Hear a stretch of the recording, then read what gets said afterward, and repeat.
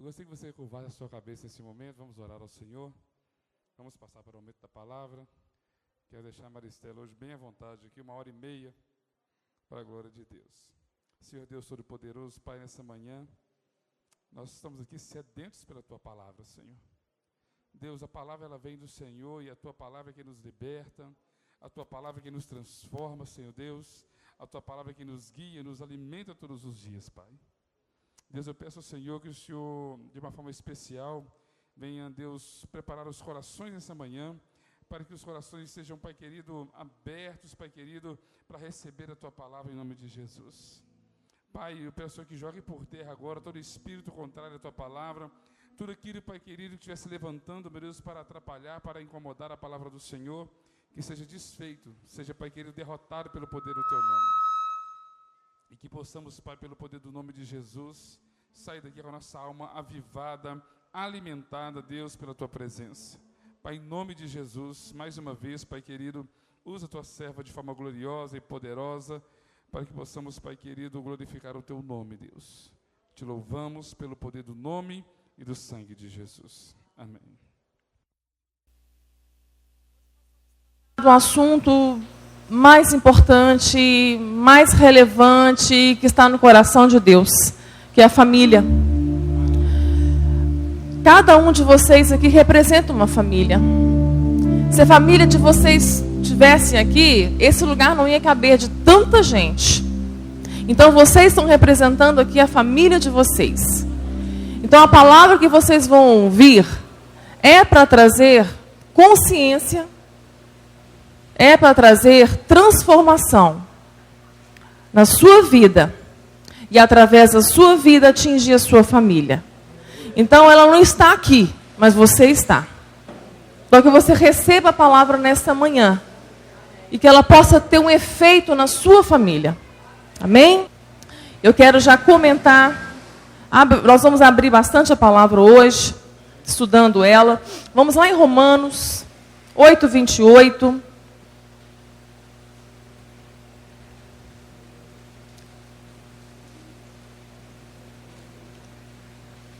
Nós precisamos muito de fé, e a fé só é produzida pela palavra, e tem que ser a palavra de Deus. Tem que ser o evangelho da cruz, tem que ser a mensagem da cruz, tem que ser pregado Cristo crucificado. É essa palavra que transforma. Amém? Romanos 8. 8:28 e 29. Acompanhe a leitura, irmãos. E sabemos que todas as coisas contribuem juntamente para o bem daqueles que amam a Deus, daqueles que são chamados por seu decreto. Porque os que dantes conheceu, também os predestinou, para serem conformes à imagem de seu Filho, a fim de que ele seja o primogênito entre muitos irmãos. E aos que predestinou, a estes também chamou. E aos que chamou, a estes também justificou. E aos que justificou, a estes também glorificou. A minha pergunta, a sua pergunta deve ser: quando Deus me chamou, quando eu ouvi a palavra de Deus, que tipo de ser humano eu me tornei? Quem eu estou me tornando quando eu ouvi a palavra de Deus? Nós pensamos que Jesus veio para salvar e para levar para o céu e acabou aí. Não, Jesus não veio, Jesus não morreu na cruz para nos levar para o céu. Jesus morreu na cruz, Jesus consumou na cruz a nossa adoção de filhos, a nossa justificação pela fé. A justiça de Deus que foi feita no Filho, hoje nós podemos estar na presença do Senhor por causa dessa justiça que satisfez Deus, porque estávamos mortos, destituídos da glória de Deus. Jesus consumou na cruz a nossa redenção. O preço foi pago. Éramos escravos, condenados à ira eterna. Já estávamos no inferno. Nós estávamos indo para o inferno. Já estávamos condenados ao inferno. Jesus nos libertou com preço de redenção. Pagou o nosso preço, pagou por nós. E Ele pagou com o seu sangue. E tudo isso que Ele fez na cruz, nos perdoando, nos libertando, nos adotando no Pai. Hoje nós somos co-herdeiros em Cristo Jesus de uma glória eterna, mas também de uma vida abundante nessa terra. Tudo isso não foi para nos levar para o céu. Tudo isso é para cumprir aquilo que está aqui, que nós lemos agora. Para nos transformar à imagem dEle. O propósito de Deus aqui na nossa vida é para que tenhamos a imagem do seu Filho em nós. E tudo vai cooperar. A luta, o sofrimento, as perdas, a doença, a falta do dinheiro, as alegrias, as vitórias, as conquistas, tudo vai cooperar. O Senhor é o nosso pastor e nada vai nos faltar. Não vai faltar tribulação, não vai faltar luta, não vai faltar alegria, não vai faltar conquistas, não vai faltar nada. Porque tudo isso vai ser para transformar o seu caráter. Esse é o padrão do Evangelho e a palavra, e Deus não vai abaixar esse padrão para ninguém. Não abaixou para os apóstolos, não abaixou para os primeiros cristãos, não está abaixando o padrão para os crentes que estão morrendo lá na Síria, no Oriente, sendo decapitados, sendo afogados, sendo queimados vivos. Não abaixou para o próprio Filho. O padrão é o mesmo, é de santificação, é de separação deste mundo. Mas quando nós lemos Romanos 8, 28, nós trazemos para nós e nós oramos: Senhor, tem misericórdia de mim. Nós estamos tão preocupados com a nossa vida aqui, que a nossa oração é sempre buscar de Deus para nos aliviar, para nos trazer conforto, para nos livrar do sofrimento. A oração, a nossa busca por Deus tem se resumido em querer saciar as nossas necessidades nessa terra. O nosso relacionamento com Deus, desde o princípio, não foi por necessidade. Deus deu tudo ao homem. Deus colocou tudo no jardim. O relacionamento de Adão com Deus não foi por necessidade, foi por amor, foi por entrega.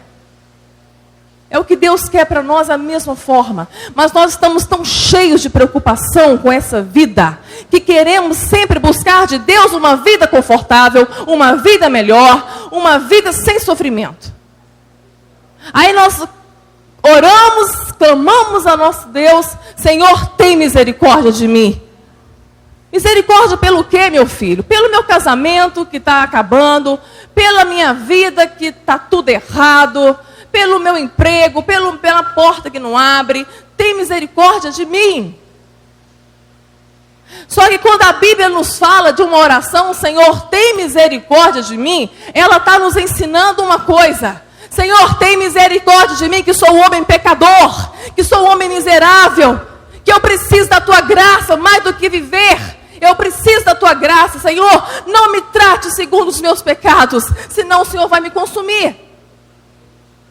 É isso que o Senhor quer nos ensinar. Tem misericórdia de mim, Senhor. Transforma a minha vida.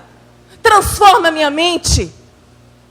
Liberta-me das amarras que me impedem de ser igual ao seu filho. Porque quando eu olho no espelho, eu me vejo e vejo quão longe eu estou de ser como o seu filho. E quando eu quero, então, tratar da família, quando eu quero buscar para a minha família, eu estou tão longe de ser como Cristo, que não é efeito na família. Não tem efeito nenhum. A nossa vida na família não tem efeito. Porque eu não sou transformado. Eu não busco de Deus a imagem do filho dele na minha vida para ser uma esposa melhor, para ser um marido melhor, para ser um filho melhor. Aí a gente olha para nossas famílias, a gente vê o quanto elas estão fracas, o quanto estão sendo bombardeadas. Em todo lugar, em todas as áreas, a crise. Mas eu nunca vi uma crise tão decadente como está a crise da família. Estamos com uma epidemia de divórcios dentro da nossa igreja. Estamos com uma epidemia de filhos rebeldes. Estamos com uma epidemia de mulheres insubmissas, de homens que maltratam suas esposas. Estamos com uma epidemia de péssimos patrões, de péssimos funcionários. E queremos as bênçãos do Senhor. Gritamos por misericórdia, mas não olhamos para o espelho. Queremos as bênçãos e Deus diz que já somos abençoados. Deus disse: se ouvir a minha voz e me obedeceres, todas as bênçãos te alcançarão.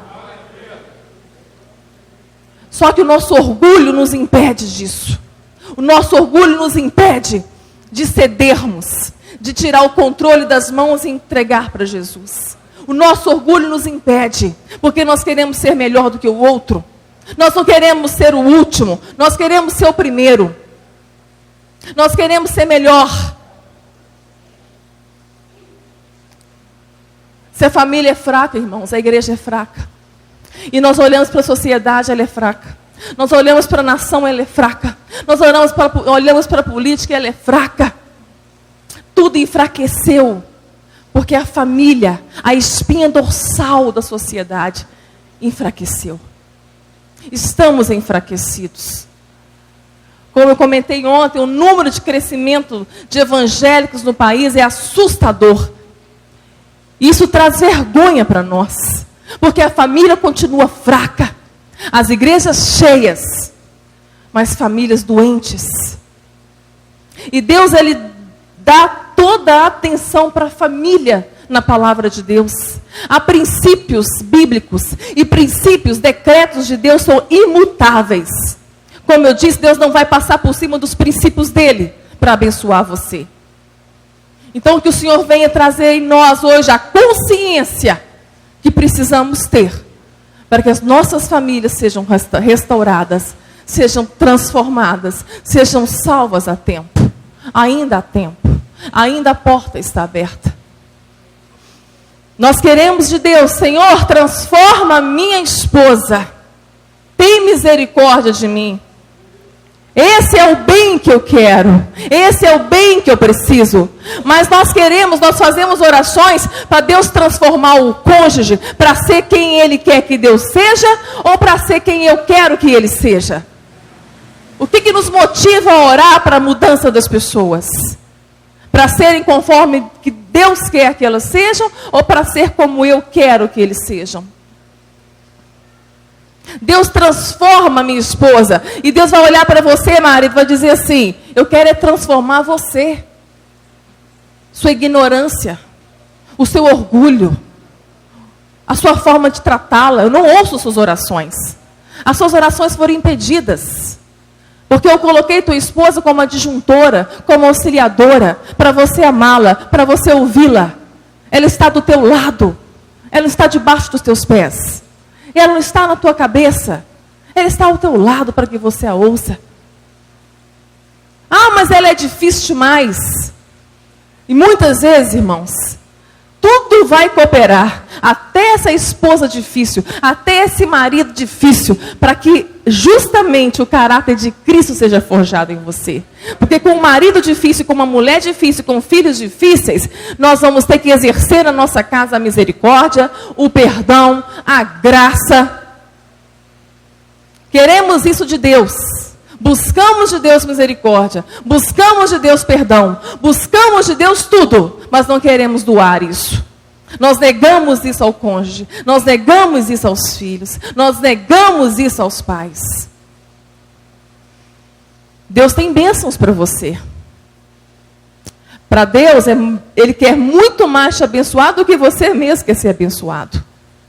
Mas tem princípios. Ele não vai passar por cima dos princípios. Então vamos observar a palavra de Deus. Por isso que a palavra de Deus ela é tão importante, ela é tudo. Ela é Cristo na sua vida. A palavra revelada é para trazer consciência às nossas vidas. Transforma o meu filho. Mãe, eu quero transformar você, mãe. Você fala demais. Você maldiz o teu filho o tempo todo. Você grita. Tem hipocrisia na sua vida. Teu filho te vê mentir. Teu filho te vê fazer coisas que não condiz com o evangelho que você fala que vive.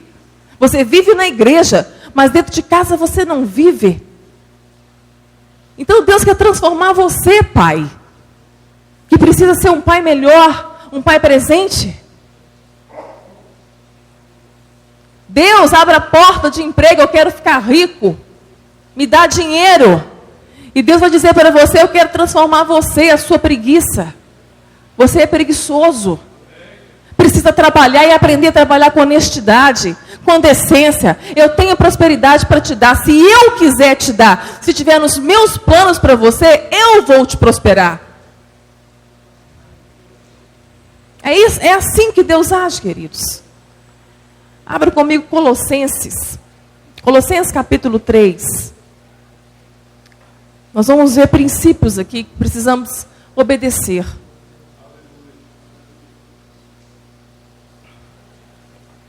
Princípios muito importantes. Colossenses capítulo 3, verso 18.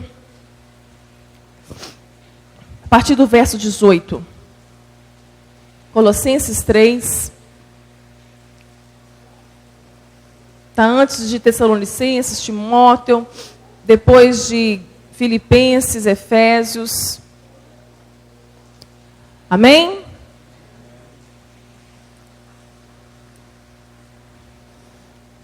Colossenses capítulo 3, verso 18. Vós, mulheres, estáis sujeitas a vosso próprio marido, como convém ao Senhor. Hoje a submissão, ela está em decadência. Quando esse assunto é tratado na igreja, traz até arrepio. Porque o feminismo está em voga. As mulheres hoje, elas querem se equiparar aos homens. Não é errado elas terem os mesmos direitos. Isso foi uma luta, uma vitória conquistada lá atrás. Mulheres trabalharem ao mesmo tempo, mesma carga horária, receberem o mesmo salário. Tem que ter direitos iguais, sim. E para Deus não há acepção de pessoas. Em Cristo, homem e mulher são iguais. São iguais. Mas existe uma hierarquia bíblica. Não existe uma família perfeita. Não existe um casamento perfeito. Deus não quer que o seu casamento seja perfeito. O seu casamento é um instrumento dele para moldar você. Como eu disse, lembre-se disso. O seu marido é um instrumento nas mãos de Deus para forjar você, mulher. Para fazer você ser uma mulher melhor. As coisas estão difíceis, mas Deus quer transformar você. Marido, a sua esposa não é sábia, ela é tola, está destruindo a sua casa. É para você orar mais. É para você se santificar mais. É para você aprender a ser um marido conforme Cristo quer que você seja, com Cristo sendo a sua cabeça. Talvez está faltando a cabeça de Cristo na sua vida, marido. Para que a tua mulher seja alcançada por Deus, alcançada pelo Espírito Santo. A submissão nada mais é do que a mulher abrir mão do controle, do desejo que ela tem de controlar o homem. Ela tem que abrir mão desse desejo. Porque nós, quando nascemos, se nós nascemos mulheres, nós nascemos homens, porque Deus quis assim. Porque ainda quando éramos informes no ventre da nossa mãe, Deus já tinha escolhido que nós se nasceríamos mulheres ou se nasceríamos homens. Deus fez um mundo hétero. Deus não fez um mundo unissex. Mas quando nascemos, automaticamente a menina nasce já para ser mãe. Ela já nasce já para ser dona de casa, ela já nasce já querendo, é uma coisa instinta, é uma coisa maravilhosa isso. Nós já brincamos de casinha, nós já brincamos de boneca, ainda que a menina não brinque de boneca, mas ela já tem esse instinto nela, materno, de cuidado, de responsabilidade. Mas quando nasce o menino nasce para ser filho. Automaticamente ele é filho. A mãe vai lamber esse menino, esse cordão umbilical vai custar ser cortado. É uma coisa muito linda quando nós observamos a palavra. E quando Deus fala para o casal, homem, deixa o pai e a mãe. Deixa pai e mãe, varão. e une-se à sua esposa e torne-se com ela uma só carne. Deus não está mandando a mulher deixar o pai e mãe. Para a mulher isso não tem problema. Ela quer casar. A maioria delas quer casar mesmo. Mas o homem não. A ordem é muito clara. Homem, está na hora de crescer. Você não é menino mais. Deixa o pai, deixa a mãe. Constitui seu lar. Vai ser o homem da sua casa. Vai ser o cabeça da sua esposa. Vai liderar, vai proteger, vai prover. São características que Deus pôs no homem, pôs em Adão. Liderança, proteção e provisão. Deus não deu isso à mulher. A característica que Deus deu a Eva é: auxilie o seu marido. O quanto os nossos homens, os homens precisam da mulher para auxiliá-lo. A mulher precisa ser o farol deste homem, para que ele consiga liderar, porque não é fácil. Um homem que nasce, já nasce filho, e vai ser filho até que ele saia debaixo da saia da mamãe e do papai, para criar a independência dele e constituir o seu lar. Por isso que Deus colocou a mulher do lado dele. O quanto esse homem precisa dessa mulher para amadurecer. Por isso que a tendência da mulher de mandar é muito fácil. Porque ela não tem paciência. Ela não tem paciência de esperar por este homem. Ela já está logo passando na frente e tomando as decisões. E muitos homens gostam disso. Porque a mãe e o pai fizeram isso por ele. Muitos homens gostam disso. Isso é natural. Só que não é normal. Isso tem que ser rompido. Por isso que a mulher ela tem que ter muita sabedoria de Deus. Para exercer nela a paciência, a sabedoria. Para ser submissa ao seu esposo. A submissão não é omissão, mulher. A submissão não é ser omissa. A submissão é você vai abrir a mão do controle da sua casa. E vai andar do lado dele. Marido, esse passo que você vai dar, vai trazer prejuízo. Vai não, mulher. Vai não, eu sei o que eu estou fazendo. Mulher, está na hora de calar. Você já avisou. Você já falou. Não precisa gritar, não precisa ficar igual um conta-gotas toda hora na cabeça dele. Não precisa, mulher, vai orar. Porque agora é só o Espírito Santo. Quando o homem ele não ouve, quando o homem ele não cede do seu orgulho. Às vezes o orgulho é tão... O pecado do orgulho é tão sério que nós consideramos o orgulho como um supra-pecado. O pecado luciferiano. Estamos cheios de pecado de Lúcifer dentro do nosso coração. Foi o que fez Lúcifer cair. Lúcifer estava tão perto de Deus, que ele quis ser igual. Ele quis ser igual, ele quis ser semelhante. Ele quis ter também o controle. Lúcifer criou o diabo. Assim começou o diabo. Foi Lúcifer que criou. A partir do orgulho. Ele desce ao jardim perfeito. E tenta Eva da mesma forma. Pelo orgulho. Você pode ser igual. Conhecer o bem e o mal. Deus não quer que vocês saibam disso, mas vocês podem. Olha, vocês podem ser igual. Essa tentação está desde lá do princípio. É uma transgressão. Essa transgressão da submissão, o primeiro transgressor dela foi Lúcifer. Ele transgrediu a lei da submissão a Deus por causa do orgulho dele em querer ser igual. É isso que as mulheres estão querendo ser, iguais. Ou às vezes mais dentro de casa. Existia uma igreja mais perfeita do que aquela? No Jardim do Éden? 2 membros só. O pastor era o próprio Deus. E Satanás estava na igreja, irmãos. Satanás nunca teve problema nenhum com a igreja, irmãos. Não é o que você prega que faz estremecer o diabo, não. O que estremece o diabo é o que você vive. É o que você vive. Não o que você prega. Não o tanto que você conhece de Deus. Eva caiu nessa tentação. Eva então passou a querer ser igual ao próprio Deus. Falam que Eva estragou tudo, né? Mas quando Eva comeu o fruto proibido, não aconteceu nada. Mas quando Adão comeu, veio a queda. Porque Deus colocou uma responsabilidade de Adão que Eva não tinha. De liderá-la, de protegê-la. Eva andava sozinha pelo jardim. Onde estava aquele marido? Onde estava Adão? A igreja era perfeita, irmãos. O próprio pastor, o próprio Deus vinha ao entardecer, todos os dias, falar face a face com aquele homem. E ele caiu por causa da sua soberba, por causa do seu orgulho. Por isso que o orgulho é um pecado de Lúcifer, que precisa ser tirado do nosso coração pela raiz. O orgulhoso, ele não precisa ser o primeiro, mas ele não quer ser o último. O orgulhoso, ele não precisa ser melhor que todo mundo, basta ele ser melhor do que alguém.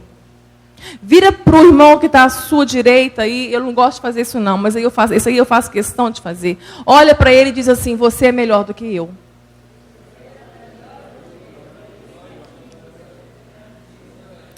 Vocês entenderam isso?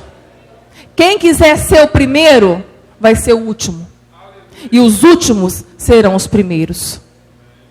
Deus abate o soberbo, mas exalta o humilde. O humilde que foi curado do orgulho. O humilde que aprendeu a entregar o controle da sua vida nas mãos de Deus. O humilde que aprendeu a entregar o controle do seu casamento nas mãos de Deus.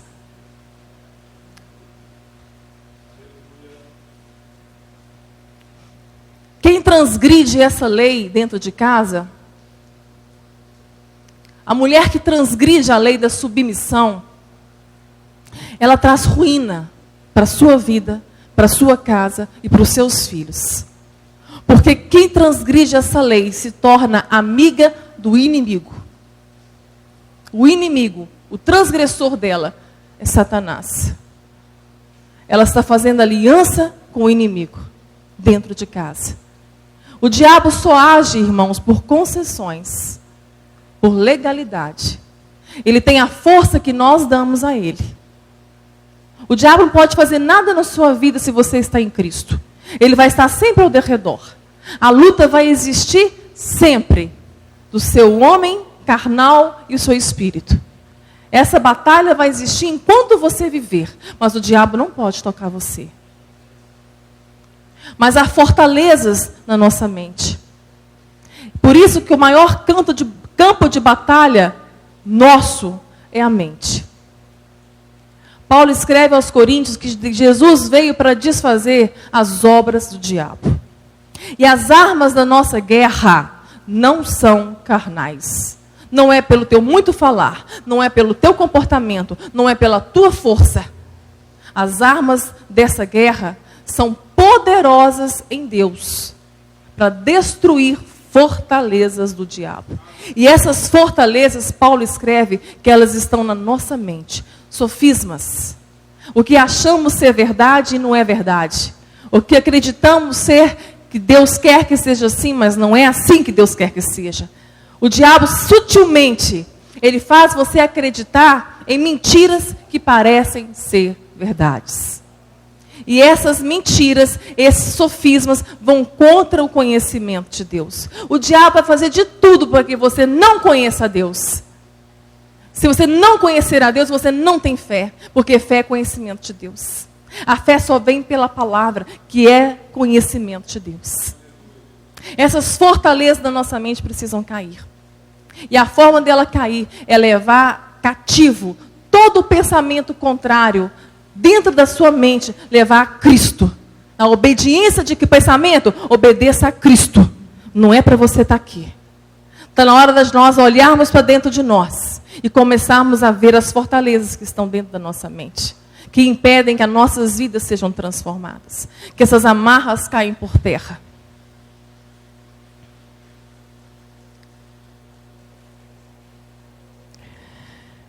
Vós, maridos, amai a vossa mulher, e não vos irriteis contra ela. É tão fácil amar uma mulher que se submete. É tão mais fácil amar uma mulher que seja doce, terna, meiga. Como nós precisamos ajudar os nossos maridos, até mesmo para que eles nos amem.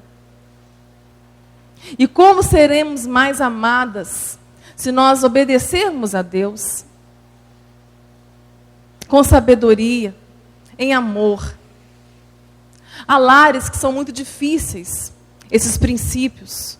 Mas se está aqui, pode ser difícil, mas é possível. Porque tudo isso acontece com o Espírito Santo.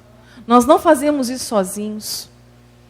Para amar, para submeter, para perdoar, para disciplinar os filhos, para ensiná-los, tudo isso, irmãos, nós não conseguimos sozinhos. Só fazemos isso através do Espírito Santo. E Ele está em nós, Ele quer nos ajudar. Precisamos dar lugar ao Espírito Santo. Precisamos parar de nos embriagar com tudo aquilo que enche a nossa vida.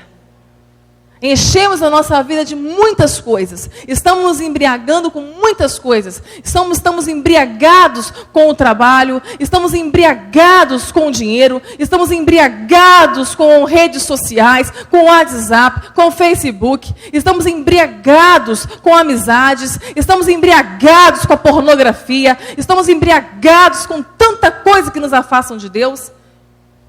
E queremos ser cheios do Espírito Santo. Precisamos ser cheios do Espírito Santo.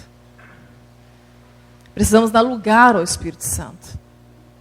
Para que o fruto dele aconteça na nossa vida. É o fruto do Espírito Santo. É ele que vai produzir esse fruto em você. O que você precisa de amor? O fruto tem amor. Paz, bondade, longanimidade, temperança, domínio próprio, mansidão, alegria, fé. Esse fruto dentro de você. Nenhum casamento vai ser fracassado.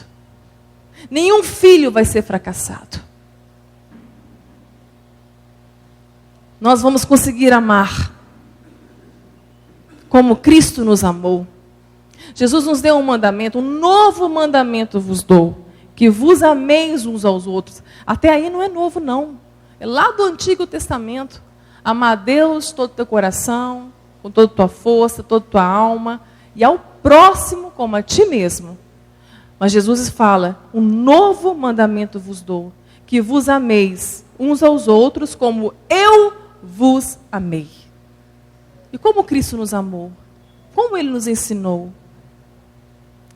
Se entregando, se doando, servindo, lavando os pés, perdoando a todo tempo. É isso que é tomar a cruz. Nós achamos que a cruz é o marido, achamos que a cruz é o filho, achamos que a cruz é a esposa, é o patrão, é o pastor, achamos que a cruz é todo mundo. Deixa eu explicar o que é a cruz. E aqui se resume o Evangelho. Se quiser vir após mim, Ele não te obriga. A porta está aberta. Se quiser vir após mim, negue-se a si mesmo. Morra. Todos os dias, morra. Vai morrendo. Como eu disse ontem, morrer dói. Porque vai abrindo mão de você. Vai abrindo mão do seu orgulho de querer fazer aquilo que você quer fazer. No seu tempo, do seu jeito, conforme a tua vontade. Cantamos, oramos, venha o teu reino.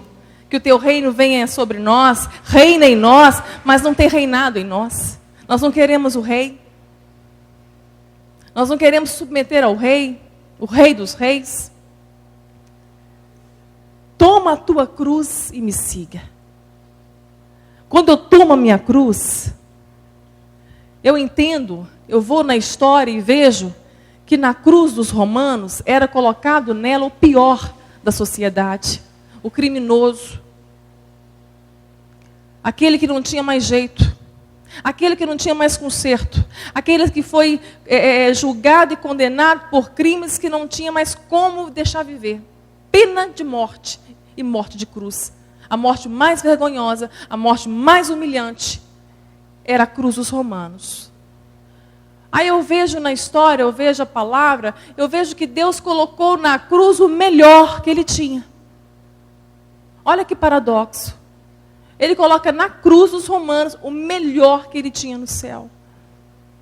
E o que ele fez na cruz? Ele se humilhou, ele se entregou, ele nos amou, ele nos perdoou.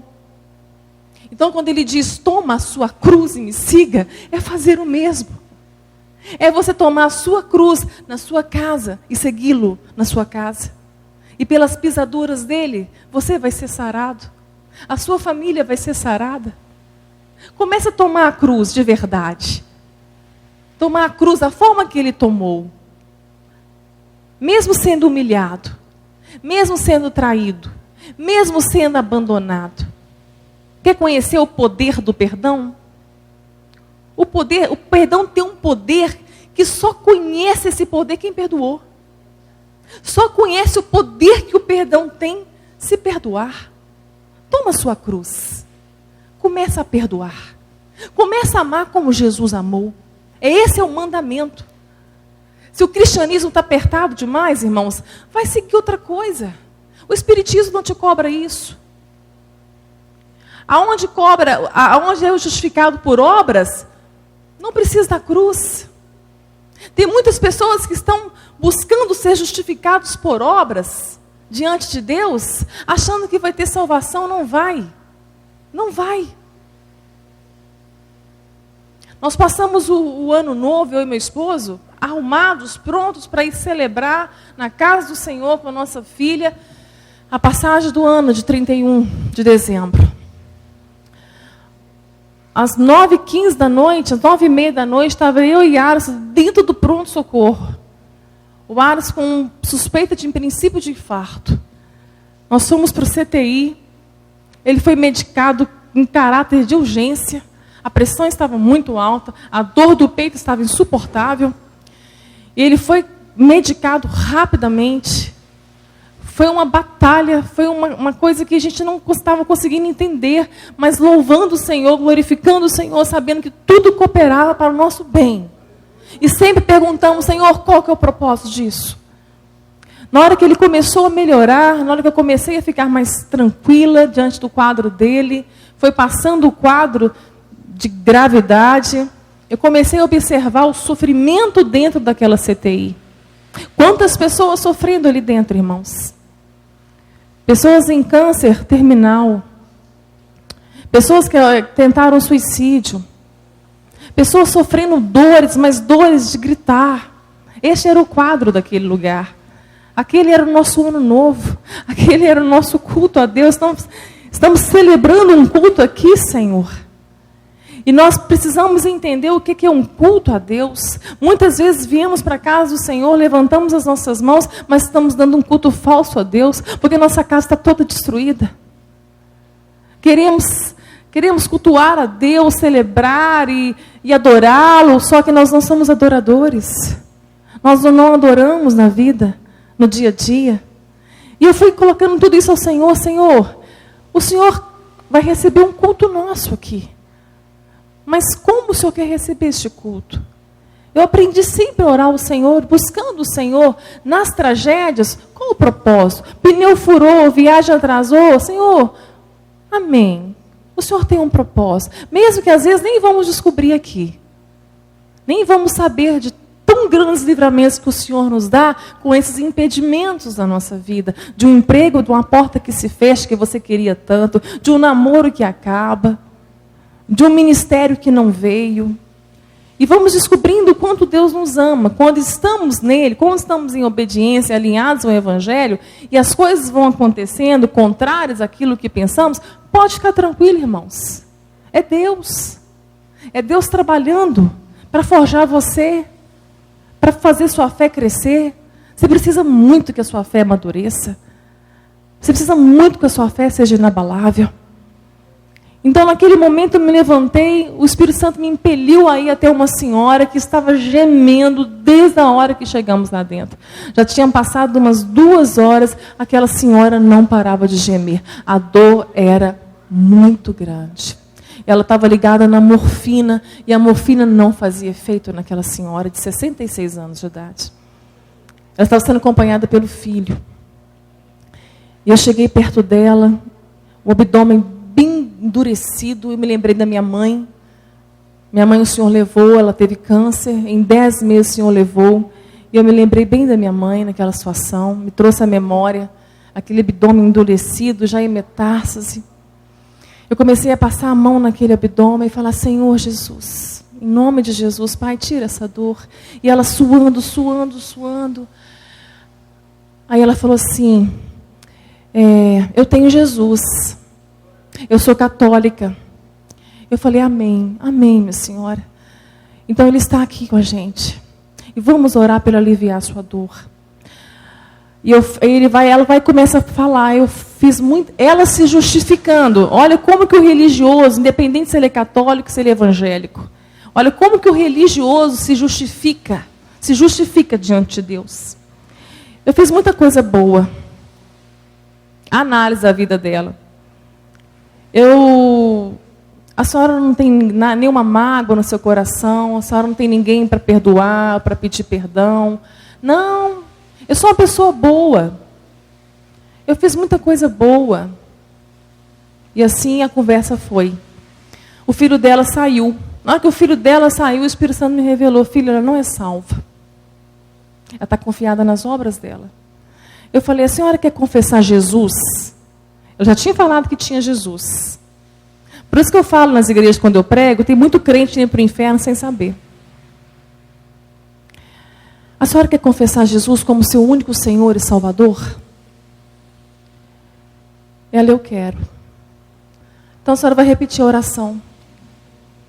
Nessa hora parece que a morfina foi dando Deus, né? Foi fazendo que fizesse efeito para que ela conseguisse concentrar no que estava acontecendo ali. O Espírito Santo estava gerando salvação. Estava fazendo ela nascer de novo. Isso é de graça, irmãos. Isso é de graça. Só basta crer. Só basta que o coração não endureça quando ouvir a voz do Senhor Jesus. E ela confessou Jesus. Eu falei assim com ela: a senhora sabe agora que seu nome está escrito no livro da vida? Ela fez assim, ó: meu nome está no livro da vida? Eu falei: está, dona Alzira.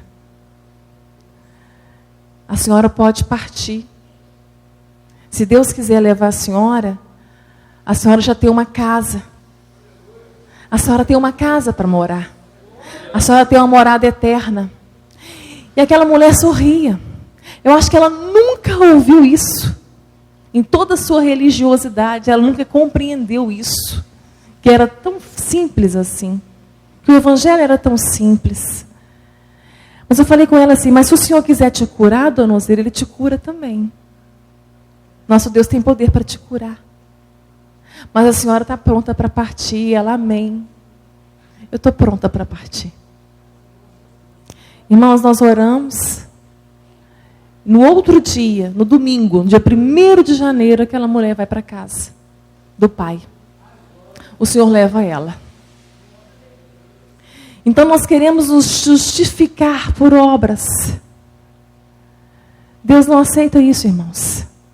Queremos ficar bem na fita pelo nosso bom comportamento, pelos nossos usos e costumes. Isso não vai acontecer. Não adianta você ser um bom marido aqui dentro. Não adianta você ser uma boa esposa aqui dentro. Não adianta você ser bom filho aqui dentro.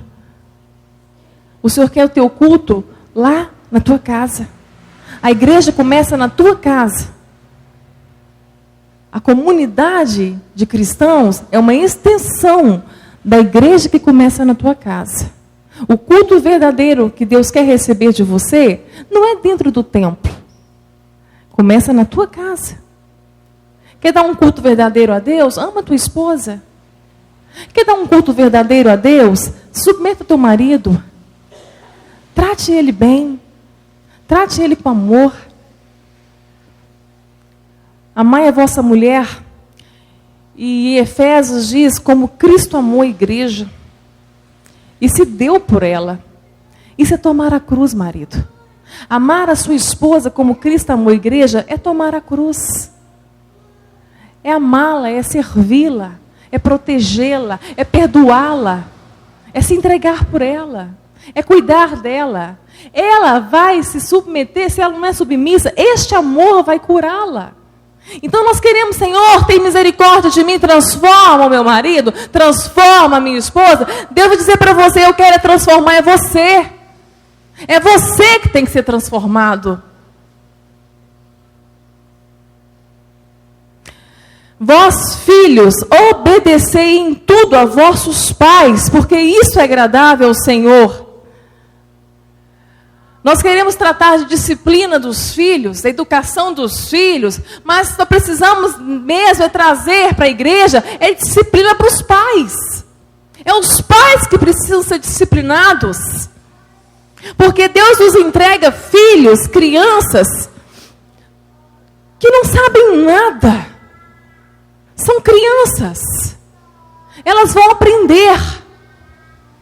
Quando Paulo escreve aos Efésios, dizendo, pais, criais os seus filhos na admoestação do Senhor, disciplina seus filhos. A palavra disciplina vem do grego, a origem dessa palavra é discípulos. Então os primeiros discípulos que você vai fazer não é na rua, não.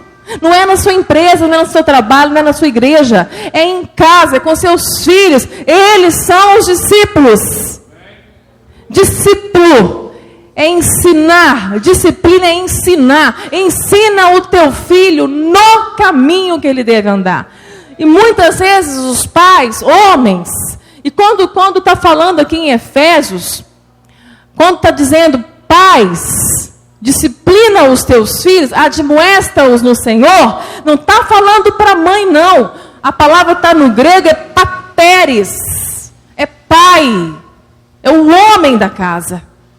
Porque tem muitos pais que acham que ter filho é igual tratar de passarinho, dar água e alpiste. E pronto, agora a mãe resolve. Não, pai, não. A mãe vai te auxiliar também na liderança dos seus filhos. Essa mãe sábia, auxiliadora, vai te ajudar na disciplina dos teus filhos. Mas Deus está cobrando é de você, pai. E nós somos, como pais, os maiores evangelizadores que existe na face da terra. Porque nós somos o exemplo dos nossos filhos. Nós queremos mandar os nossos filhos para serem ensinados na igreja, ensinados no retiro, ensinados nos encontros, ensinados na escola. Não é papel da escola, não é papel da igreja ensinar os seus filhos.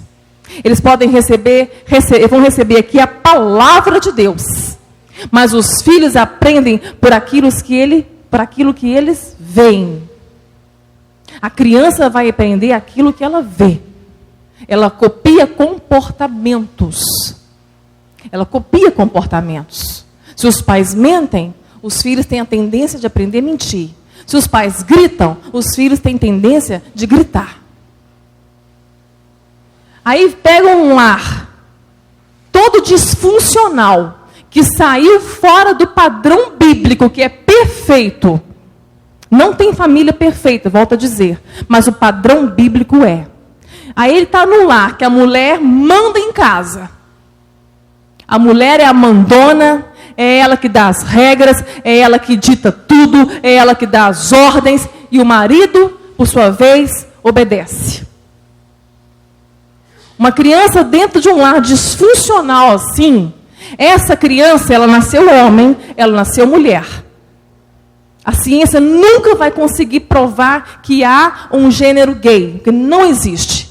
Não existe. Eu leio livros científicos, eles não conseguem. Não conseguem. Deus fez macho, Deus fez fêmea. Então, o Salmos 139 é a cura dos nossos filhos. Porque Deus escolheu que ele nascesse homem para um propósito dele na terra, e Deus escolheu que ela nascesse menina para um propósito dele na terra. Deus não fez um mundo unissex. Deus fez um mundo hétero e disse, é muito bom. Porque tudo que Deus faz é perfeito. Tudo que Deus faz é perfeito. Mas esse menino e essa menina, com sexo definido, a identidade sexual, por sua vez, não está formada. Não está formada. Tanto é que eles vão brincar juntos, não tem maldade, são inocentes. Mas a identidade sexual desse menino e dessa menina vai depender muito de um lar funcional. Eu lido no vale, desse vale de lágrimas, com muitos vales. E um deles, que Deus colocou meu coração neles, é na homossexualidade. Eu tenho atravessado o vale, me deixando ser canal e instrumento de Deus na vida de muitos homossexuais dentro da igreja. Nasceram meninos e meninas, filhos de pais cristãos, dentro da igreja.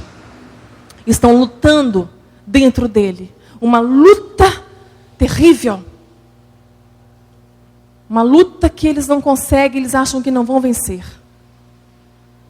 Que eles precisam muito, muito mesmo de compreender essa verdade. De saber quem eles são. De como eles foram criados. Porque Deus os fez homem, fez mulher. Só que você olha, eu pego a história deles, tem um pano de fundo. 2 extremos. Às vezes um pai que é um ditador dentro de casa, um Hitler, que maltrata, que desfaz. Tem crianças, irmãos, com 3 aninhos de idade, provocam o pai, nem que seja para apanhar desse pai, para ter atenção do pai, porque não tem. Nem que seja para apanhar. De tão carentes que são deste pai. Como que o menino precisa do pai? Por isso que eu estou dizendo, quando Deus fala, deixa o homem, o pai, a mãe, porque esse menino precisa que este pai corte esse cordão umbilical com a mãe na primeira infância. Então há 2 extremos aí. Pais ditadores, pais sem afeto. Esse filho vai ter aversão a esta masculinidade. Ele vai rejeitar essa masculinidade. Ele não quer. Ele não quer. Ele se apega à mãe. E a mãe, para cobrir essa ausência, essa carência desse pai, esse pai emocionalmente, esse pai que ele precisa, esse pai emocional, que vai estar perto dele, ele precisa desse pai. A mãe, para cobrir essa carência, abraça esse filho, protege demais esse filho e não ensina esse filho também a identidade que ele tem que ser formada nele. São meninos que vão crescendo realmente com a identidade masculina vulnerável. Vulnerável. E meninas também. Do outro lado, o pai não é ditador, o pai não é o mandão, mas ele é omisso. Ele é passivo. E passividade também é errar. Passividade também é uma escolha de errar. É uma escolha de erros. Não fazer nada também, como diz Tiago, é pecado. É um pai omisso. É um pai que não pega o papel dele como pai. Não vai para a palavra. Estou falando para crente. Estou falando para crente. Nós somos indesculpáveis diante da palavra de Deus. Porque depois nós olhamos para trás, não sabemos o que aconteceu. Não sabemos aonde foi que nós erramos. E nós erramos. Mesmo na ignorância. Meu povo é destruído porque lhe falta conhecimento. Não é? Falta palavra. Esse pai omisso, a mãe toma conta da casa. É ela que faz tudo. Ele deixa. Ele vai vendo a falta também da masculinidade. Ele não conhece o que é o masculino. Ele não sabe. Ele não vê isso em casa. A propensão à homossexualidade também. Às vezes tem filhos dentro de casa, irmãos, e um é homossexual e os outros não são. Porque cada um absorve aquela situação de uma forma diferente. Então eu vejo que os homossexuais, que são os meus amigos hoje, irmãos em Cristo, eles falam que os irmãos conseguiram. Não foram traumatizados com essa situação. Mas no caso deles houve um trauma. Houve um trauma. Alguns dizem hoje, eu odeio meu pai. Então o trabalho começa sendo pela cura da alma deles. Para que perdoe. O pai errou, a mãe errou, nós erramos. Nós não somos infalíveis. Não há uma técnica para se educar filhos. Existe a palavra de Deus. Existe um norte, é a palavra.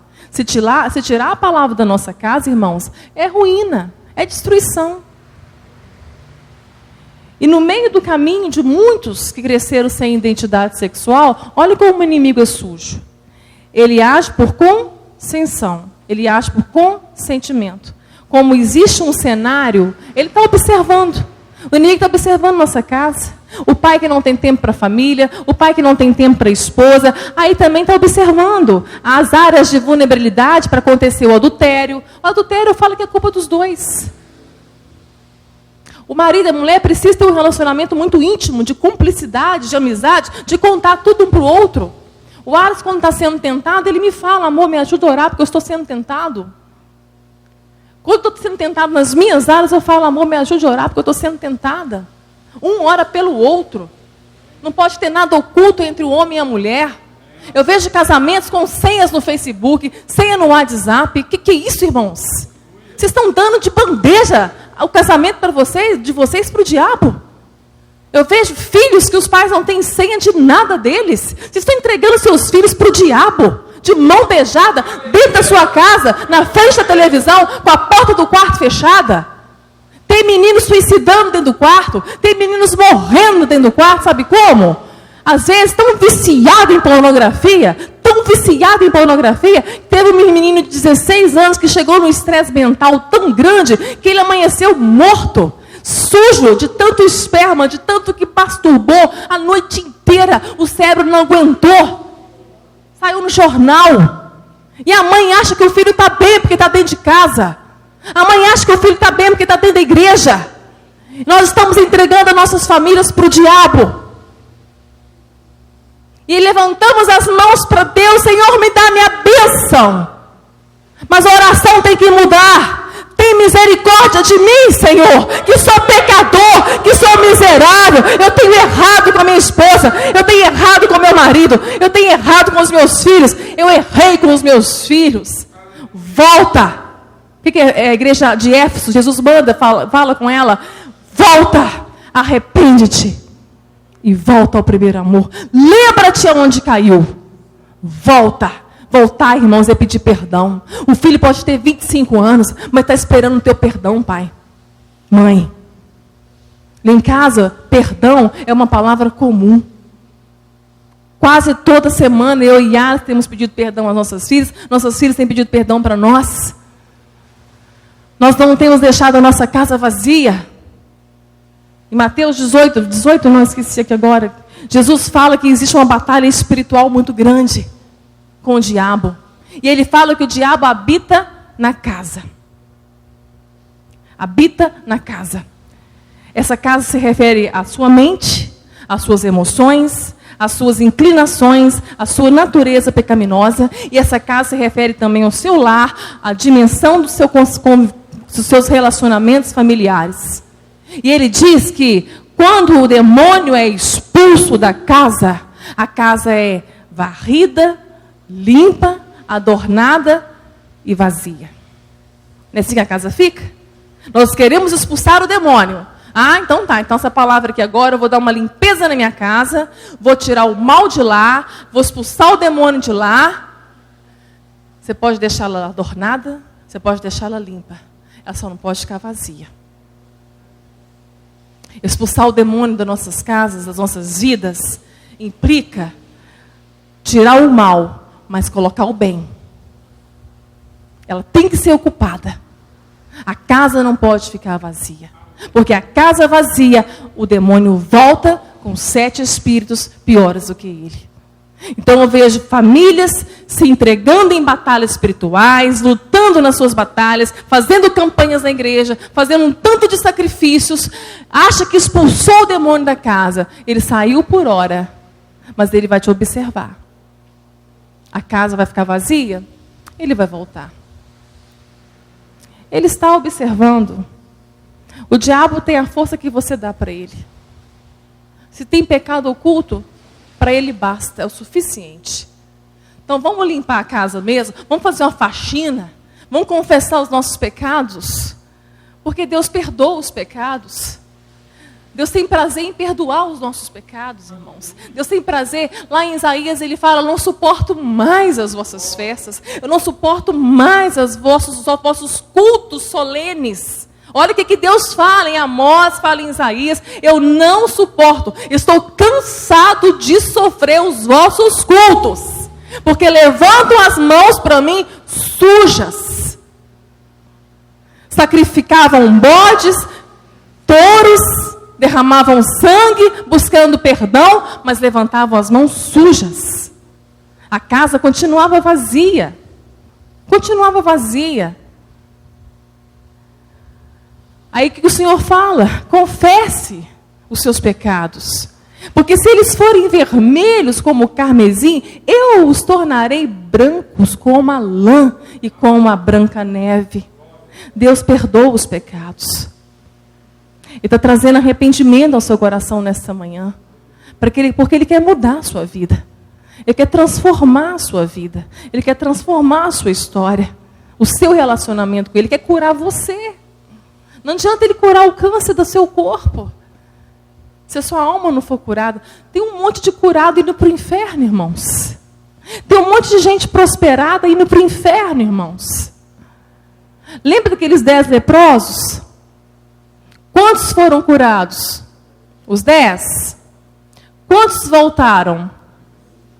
1. Quantos foram abençoados? É uma pegadinha, irmãos.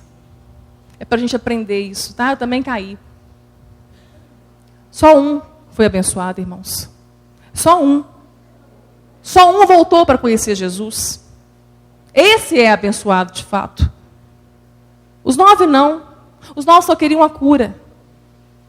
Os 9 só querem Jesus para milagre. Os 9 foram para o inferno. Se eles não se arrependeram. Vocês estão entendendo, irmãos? Não foi o milagre que morreu na cruz por você? Jesus é o seu milagre. É Ele que é o seu milagre. Só 1 foi abençoado. Só 1 quis conhecer Jesus. Só 1 converteu ao Senhor Jesus.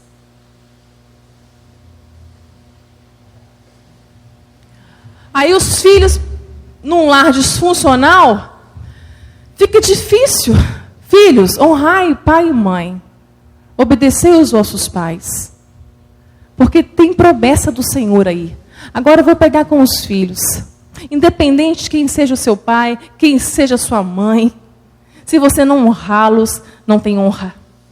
Não tem honra na desonra. Deus não vai também passar por cima deste princípio, filhos.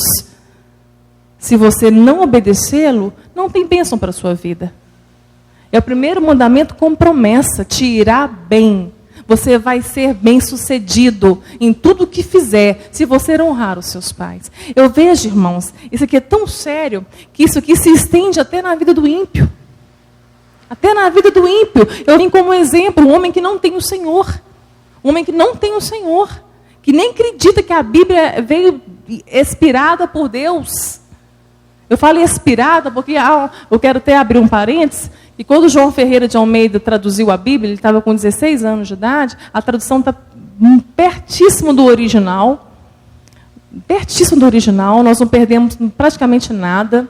Só que na palavra que toda a Escritura, ele colocou inspirada. Teve inspiração do Espírito Santo para que esses homens a escrevessem. Só que no original, pastor, está expirada. Que é mais forte ainda. O que é expirar? Deus soprou. É a palavra de Deus. Exatamente, Ele soprou a palavra. Está aqui na sua mão, saiu da boca de Deus. Não foi expirada, totalmente saída da boca, do coração do nosso Pai. Tudo que nós estamos tratando aqui é do maior interesse do nosso Pai para nossas vidas. Nós não podemos passar por cima disso. Então, filhos, eu vejo filhos fazendo jejum. Ah, tia, eu estou fazendo jejum para Deus me abençoar, para mim arrumar um namorado, para mim passar no vestibular. E como eu conheço a vida dela ou dele, eu falo, pode parar. Vai confessar a Deus seus pecados, vai pedir perdão para os seus pais. Você é uma péssima filha. Você não respeita sua mãe. Você não trata ela com amor. Você desonra ela o tempo todo. Deus vai te ouvir, não. Os ouvidos de Deus estão tampados, porque Ele é santo. Ele abandonou o próprio Filho na cruz por causa do pecado que estava sobre Jesus, que era nosso. Deus é sério, irmãos. Deus é muito sério. Deus leva muito sério as bênçãos que Ele tem para vocês. Ele quer abençoar vocês. Ele tem bênção para as suas vidas. Mas precisamos ir no mais importante que interessa a Ele. Ouvir a voz dEle. Obedecer a palavra é uma bênção para a sua vida. Obedecer a palavra, filhos, traz bênção para a sua vida. Vai te instruir a constituir um lar na presença do Senhor. Vai te livrar de muitos erros, de muitas más escolhas. Mesmo que você não teve exemplo dos seus pais, mesmo que você cresceu num lar totalmente, esse lar que eu estou desenhando aqui, fazendo a leitura, que é o lar de muitos crentes da igreja do Senhor. Mesmo que você cresceu neste lar, deixa isso para trás. Deixa isso para trás. A palavra nos mostra um pai. Você tem um pai eterno, um pai que te deu exemplo no filho. Você não teve exemplo de pai, não teve exemplo de mãe, mas teve exemplo do filho, do próprio Filho de Deus. Nós somos indesculpáveis, igreja. Nós somos indesculpáveis. Nós temos exemplos de pais na Bíblia que nós podemos pegar a Bíblia até para isso, porque Deus não deixou que ocultasse nem as fraquezas deles, nem os erros deles. Nós pegamos a palavra de Deus, nós vamos ver Davi chorando pela morte de Absalão, seu filho, e ele fala: Absalão, Absalão, meu filho Absalão, quisera eu dar minha vida por ti. Quisera eu ter morrido no teu lugar. Absalão, meu filho, Absalão. Você vê a agonia daquele rei, chorando pelo filho. Davi, ele teve o coração de Deus, mas ele nunca teve o coração dos filhos. Davi venceu o gigante, mas não conseguiu vencer as barreiras de relacionamento dentro de casa. Davi foi o maior rei da história e foi o pior pai da Bíblia. Não adiantava mais Davi chorar por Absalão. Davi chorava por um filho, querendo fazer por ele na morte o que ele não fez em vida. Não adiantava mais. Não adianta levar coroas para o funeral do filho. Isso é remorso. Enchemos os funerais de flores. Dar flores da morte é remorso. Vamos dar flores em vida. Vamos pedir perdão em vida. Vamos amar em vida. Vamos cumprir a palavra de Deus em vida. Vamos ser transformados como pai, como mãe, em vida. Vamos ser transformados como filhos em vida. Porque depois da morte não adianta mais. Aí nós olhamos para Jó. Perdeu 10 filhos.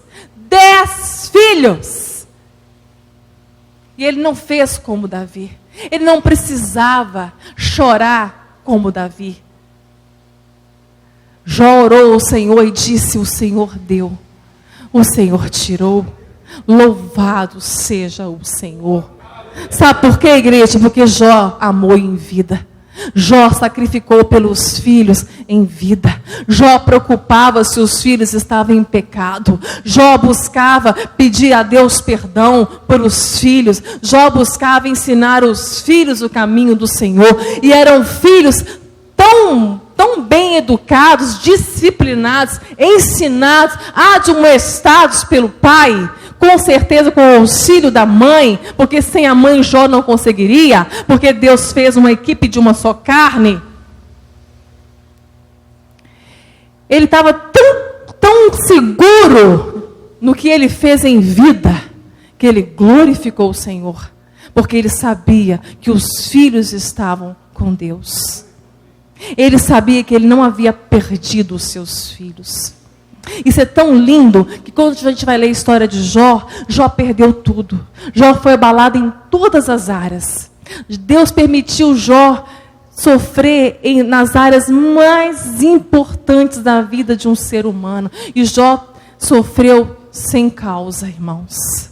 Sem causa, irmãos. Porque ele era reto, ele era íntegro diante de Deus. A história de Jó nos traz muito, muito ensinamento. Deus permitiu que a família de Jó fosse abalada, que o casamento de Jó fosse abalado, que a saúde de Jó fosse abalada, que o relacionamento com os amigos fosse abalado, que a vida financeira fosse abalada. O homem mais rico do Oriente Médio perdeu tudo que tinha. Perdeu tudo. Ele só não perdeu a esposa. Uma esposa que mandou que ele amaldiçoasse a Deus. Ao invés de ficar do lado dele, porque tem muita mulher assim, enquanto o marido está bem, dá para ela ir no shopping, dá para ela fazer compra, ela está feliz. Enquanto está dando dinheiro para ela, está bem. Enquanto tudo está bem, ela está feliz. Mas o marido começa a perder, o marido começa a passar por dificuldade, ela faz isso. Em vez de auxiliar o marido, em vez de dar apoio ao marido, acusa o marido, condena o marido, manda até amaldiçoar a Deus e morrer. Eu acho que de tudo que Jó perdeu, eu acho que o que mais queria que ele perdesse, que Deus levasse, fosse a esposa dele. Deixasse ele viúvo. Irmãos, agora me responda, por que Jó não perdeu a esposa, irmãos? Hein? Me dá essa resposta, irmãos. Como? Mas tem mais uma coisa mais profunda aí, irmão. Estava, não restaurou tudo. Mas por que ela não morreu, irmãos?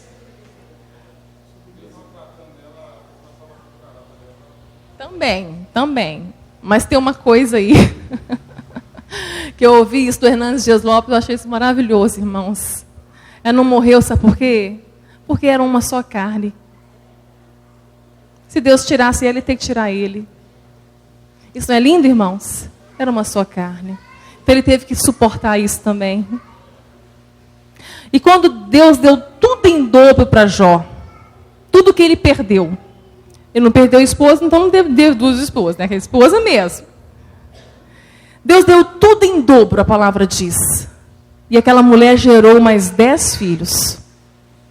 Meninas mais formosas do que as primeiras, a palavra diz. Por que Deus não deu 20? Deus deu tudo em dobro, não deu? Por que ela não teve 20 filhos? A mulher tem capacidade de gerar, irmãos. Tem uma cidade aqui em Minas que chama 24 homens. Eu fui saber por quê? Porque a mãe teve 24 homens. Levou o nome da cidade. E Deus tem poder para fazer qualquer coisa. Abriu um ventre de uma mulher velha de 90 anos como Sara. Tá, por que Deus não deu 20 filhos? Isso traz consolo para nós, tá? Essa resposta. Por quê, irmãos? Jó não perdeu os 10 filhos que ele teve. Os 10 filhos que ele teve estavam com o Senhor. Então, mais 10 são 20. Jó teve 20 filhos, irmãos. Os nossos filhos que partiram em Cristo estão com o Senhor. Nós não perdemos eles. É uma dor muito grande. Mas se o Senhor levou, o Senhor deu. Bendito seja o nome do Senhor. Jó não precisava chorar no caixão dos 10 filhos. Jó agradeceu a Deus por cada um deles, porque em vida Jó se doou por eles. É isso que Deus quer. Isso é consciência. A diferença de Jó e Davi chama-se consciência. Nós precisamos ter consciência da vontade de Deus na nossa vida. Venha o teu reino, seja feita a tua vontade. Então lembre-se, começa na família.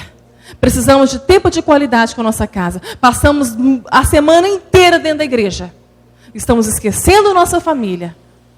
Nos doamos no emprego, nos doamos para a igreja, nos doamos para a instituição. Achamos que estamos servindo a Deus. Não estamos servindo a Deus. Oi?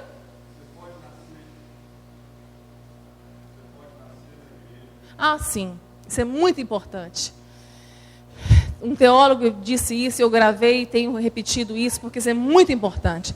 Você pode nascer na igreja, você pode crescer na igreja, você pode ter dons, talentos, você pode cantar, você pode pregar, você pode descer as águas, você pode ter dons espirituais, você pode ser dizimista fiel, você pode casar na igreja, você pode passar uma vida inteira na igreja, envelhecer na igreja, morrer, ter um culto fúnebre lindo na igreja, que eu diga de passagem, é o culto mais lindo que eu acho.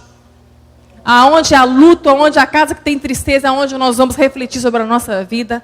Que esses cultos sejam, pastor, de cultos de reflexão para salvação mesmo. E pode fazer até apelo em culto fúnebre, que gente vai entregar a vida para Jesus. É isso que eu tenho visto. Deus operando na morte. Pode ter um culto fúnebre lindo na igreja e acordar no inferno. Porque foi a vida inteira da igreja. Nunca foi de Cristo. Nunca foi de Cristo. A igreja, quando eu faço apelos, eu não faço apelo para vir à frente, porque é tão sério isso que está acontecendo, que eu vejo senhoras do ciclo de oração, eu vejo homens já com a cabeça branca, levantando a mão para entregar a vida para Jesus. Porque a vida inteira foi um religioso. Uma vida inteira deixou a família de lado, deixou a esposa de lado, deixou filhos para trás. Não pegou exemplos da Bíblia, exemplos de edificação e exemplos de destruição, como esses dois que eu citei. Não, mas vai vivendo uma vida totalmente aquém da palavra de Deus. Totalmente longe do padrão de Deus para as nossas vidas. Aí não sabemos por que as coisas dão errado. Aí não sabemos por que as coisas na nossa casa estão tudo dando errado. A casa está vazia, irmãos. A casa está vazia de afeto. A casa está vazia de perdão. A casa está vazia de amor, de cumplicidade, de tempo de qualidade. A casa está vazia, irmãos. A casa está desprotegida. Aquilo que nós temos que fazer, nosso pastor Ferreira falou isso hoje no carro. Deus é soberano, mas aquilo que nós temos que fazer, Deus não vai fazer por nós. Somos nós que vamos ter que fazer. Paulo fala que cada um dará conta de si mesmo a Deus. Vamos parar de colocar a culpa na maldição hereditária. Vamos parar de terceirizar o pecado. Terceirizar para o diabo. Nós somos culpados. Somos nós que estamos dando legalidade para o diabo destruir as nossas vidas, as nossas casas, porque nós não submetemos a Deus. Se não me submeto ao Rei dos Reis, como eu vou submeter o meu esposo? Se eu não amo ao Senhor de todo o meu coração, como que eu vou amar minha esposa? Como que eu vou honrar os meus pais se eu não consigo obedecer o mínimo da palavra de Deus? O discurso está duro, né, irmãos? Mas estou terminando já. Isso. Vamos pegar um exemplo maravilhoso? Noé pregou 120 anos para a cidade, para o mundo ali, o mundo antigo. Ninguém acreditou na pregação de Noé, que haveria um dilúvio, que haveria de destruir tudo, que tudo ia acabar. Eles foram vendo Noé construindo aquela arca, aquela coisa gigantesca. Foi o primeiro navio ser construído. Noé foi o primeiro engenheiro naval. Hoje você pega os navios, foram todos feitos da mesma forma que Noé fez. É maravilhoso a ciência de Deus. Como é maravilhosa o que Deus fez com esses homens na Bíblia, sem ter nada, sem ter tecnologia, sem ter ciência, sem ter nada. Deus deu tudo para eles. E Jó construiu uma arca perfeita. Por 120 anos ele foi construindo. E ele evangelizou. E ele pregou. No final, irmãos, no final, vocês conhecem a história. Quem entra na arca? Quem foram os que entraram? Só a família. Só a família. 3 filhos homens. As noras. Noé e a esposa. Eles falam que Noé fracassou como pregador. Eu digo que Noé é meu maior exemplo na Bíblia. Maior exemplo de evangelista. Ele conseguiu colocar os filhos, não só os 3 filhos homens, mas conseguiu colocar as noras também. A esposa entrou com ele.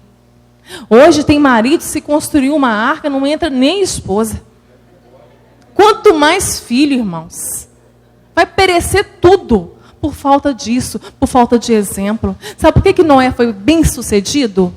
Porque a esposa do lado dele, uma mulher que com certeza, uma submissão maravilhosa, ajudou ele até o fim. E os filhos cresceram vendo isso. Vendo nos pais, ainda que eles nem acreditassem que haveria o dilúvio, mas eles acreditavam no pai. Porque o pai tinha uma postura, porque o pai tinha dignidade, o pai tinha honra. Às vezes nós pregamos nossos filhos que Jesus está voltando, às vezes eles nem acreditam nisso, mas eles acreditam em você. É no exemplo que você dá, é na sua atitude dentro de casa. Entraram os 3 filhos. E eu acredito que aquela mulher, a esposa de Noé, foi uma sogra tão abençoada que as noras também quiseram ir, irmãos. Tem lugar que se a sogra tiver, a nora não vai. Tem lugar que se a nora tiver, a sogra não entra. Entrou todo, olha o exemplo. Os 3 filhos com lares constituídos, prontos, entraram todos eles.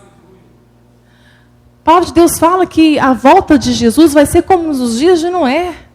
Estamos pregando o Evangelho, mas não querem ouvir. Não estão entendendo que a porta da arca está aberta, mas ela vai fechar. Ela vai fechar. Então entre pelo menos a sua família. Porque se entrar a sua família, irmãos, você pode ser bem sucedido em tudo, mas se você fracassar na sua família, você fracassou no bem mais importante da sua vida. Porque é o bem mais precioso que Deus te deu. Eu falo isso, meu maior ministério é o Ariston, não é a pregação, não é o ministério no Vale de Baca. Se eu posso ganhar almas, eu posso ganhar o mundo inteiro, mas se eu perder o Ariston, eu perdi, eu fracassei no meu maior ministério. Eu não vou pregar sozinha. Quando me perguntam, seu marido vem junto? Ô irmãos, é ele que me leva. Ele é o meu líder, ele é o meu profeta, ele é o meu sacerdote, ele é meu pastor. É ele que me lidera. Eu não faço nada sem ele. Uma coisa que eu achei lindo, o pastor Ferreira falou isso comigo: Marcelo, eu te chamei não só porque você prega o evangelho verdadeiro, mas porque o teu marido está junto. Porque eu estou cansado de ver esses casamentos fracassados e gente berrando aqui no púlpito, pregando o evangelho. Ele falou isso comigo ontem. E nós estamos vendo isso, irmãos. Mulheres sozinhas viajando, pregando o evangelho. Homens sozinhos viajando, pregando o evangelho. Ainda que não dê para os dois estarem juntos, mas são uma só carne, um está apoiando o outro. Mas no caso eu sou mulher. Deus não é Deus de confusão, irmãos. Deus não me entregaria ao mundo para pregar o evangelho se o meu marido, se esse não fosse o ministério dele. Isso é uma só carne. Deus chama os dois, Deus não chama um, não. Há casamentos acabando por causa disso. Cada um no ministério, cada um para um lado. Deus não fez isso, irmãos. Veja bem se foi Deus que chamou. Eu falo isso com as mulheres, quando eu prego para mulheres. Tem muita mulher perdendo o casamento aí, porque estão se doando tanto para o ministério, esquecendo do ministério mais importante.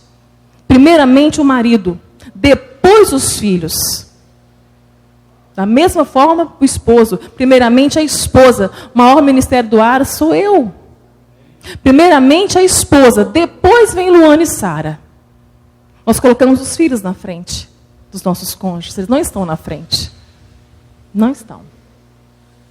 Vocês são uma só carne. Os filhos vêm depois. E eles precisam de vocês juntos. Para terem afirmação, para terem sexualidade formada, para ter uma identidade sexual, até para isso, eles precisam de vocês dois juntos, numa equipe. É como se fosse uma empresa. Os dois trabalham juntos para crescer a empresa. Os filhos precisam dessa afirmação dentro de casa. Aí serão filhos saudáveis.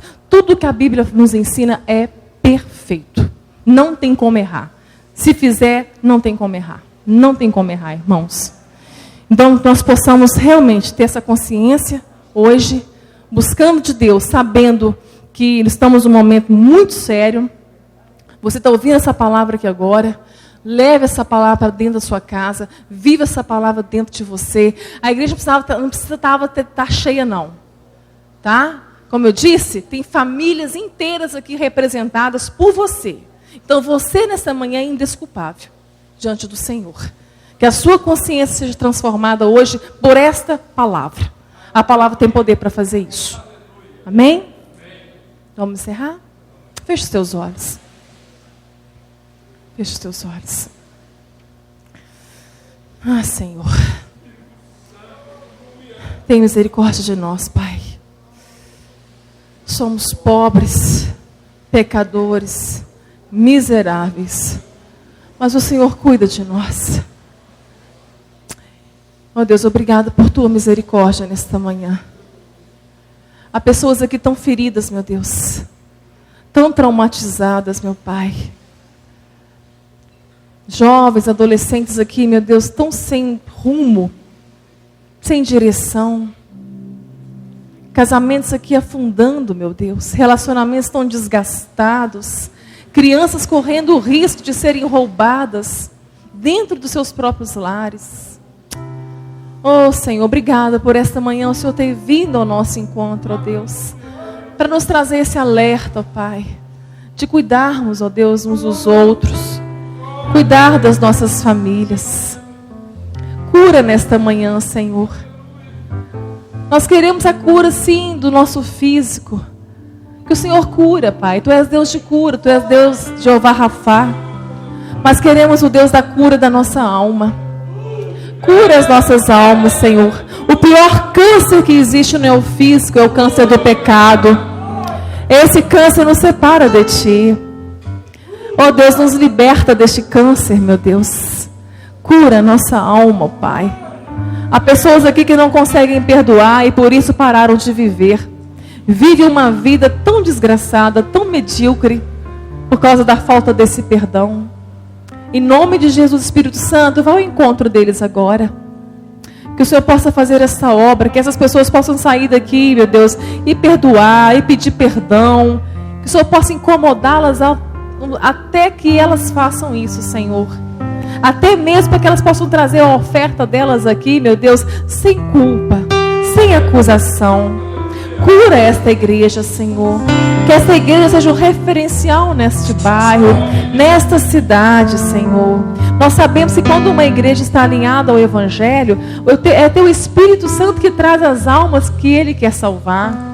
Porque ela não vai usar de artifício nenhum para atrair, meu Deus, ninguém. Porque elas têm aqui tem a palavra de Deus. Então, meu Deus, pela palavra, traga pessoas para essa igreja. Há muitos desigrejados, Pai. Há muitos crentes cansados, ó Deus, vivendo em sistemas tão perniciosos.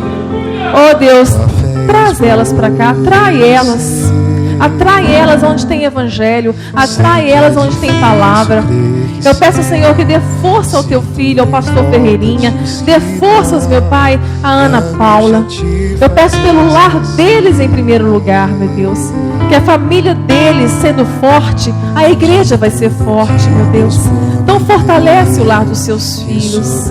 Ensina, meu Pai, a Ana Paula. Ensina, ó Deus, o pastor Ferreirinha a serem, meu Deus, exemplos, a serem vitrines nessa igreja. Ajuda eles, meu Deus, porque não é fácil. A vida de um líder não é fácil. Os filhos dos líderes sofrem, os cônjuges sofrem. Nós somos muito bombardeados. Eu falo isso a começar pelo meu lar, meu Deus. Nós que estamos à frente, Senhor, nos ajuda, Pai. Fortalece a nossa casa, meu Deus. E a partir deles, Pai, fortalece toda a Tua igreja. Todos os casamentos aqui representados. Fortalece todas as famílias aqui representadas, meu Deus. Que o Teu povo venha ser curado nesta manhã. Em nome de Jesus, Pai. Salva aqui nesta manhã, Senhor. Que essas pessoas que ainda não entregaram suas vidas para Jesus, que elas possam hoje crer com todo o seu coração do que Jesus fez por elas. Que a salvação é de graça para elas. E que elas possam confessar com seus lábios, da porta para fora, falar ao mundo inteiro quem é Jesus. Mostrar Jesus para o mundo, Senhor.